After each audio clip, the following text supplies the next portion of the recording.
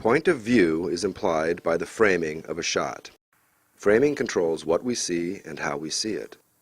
Ways in which framing affect how we see something include camera angle, composition, and camera movement.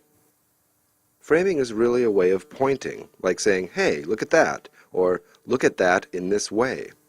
One of the most significant things that framing does is that it implies a point of view, in other words, the viewpoint through which we view the action. There are three kinds of point of view: omniscient point of view, single character point of view, and group point of view.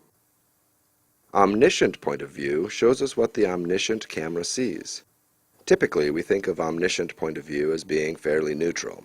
However, the omniscient camera can film anything and it can go anywhere. Omniscient point of view does not necessarily mean objective. A really good example of this is Carl Dreyer's The Passion of Joan of Arc. Dreyer's film is based on the actual transcripts of Joan of Arc's trial in 1431. The set and costumes were meticulously created to give us the illusion of authenticity.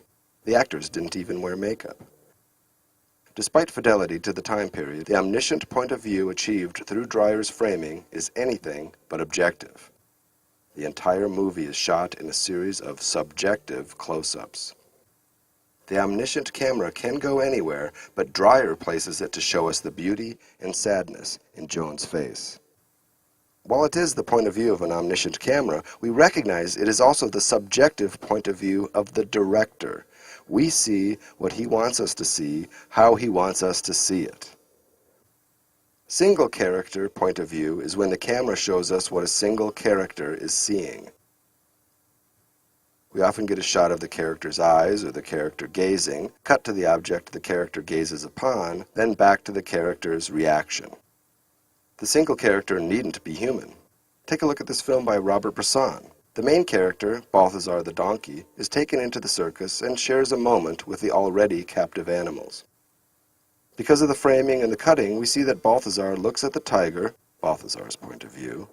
The tiger looks at Balthazar, the tiger's point of view, and so on.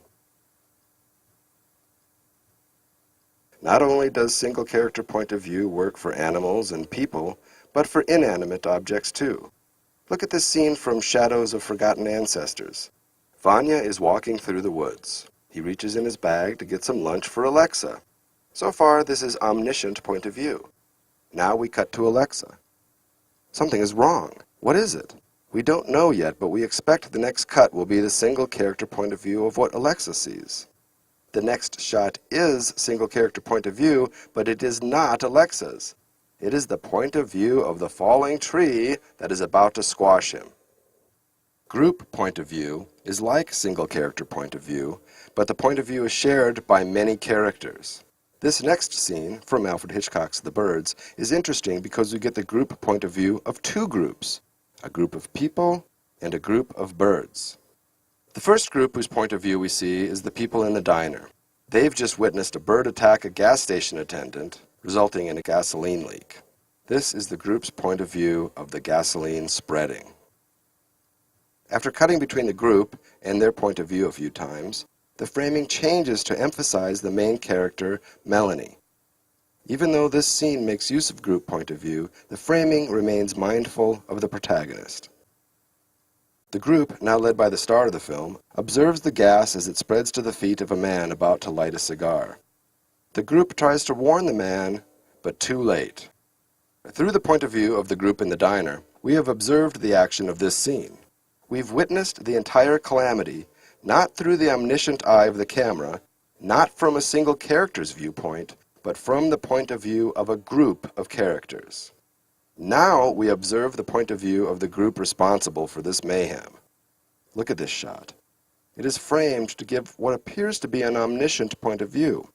However, this shot becomes something else as the birds enter the frame. It is perhaps not the literal point of view of the birds, but this shot at least suggests the group point of view of the winged killers. And that's point of view. As you can see, it all depends on how you look at it.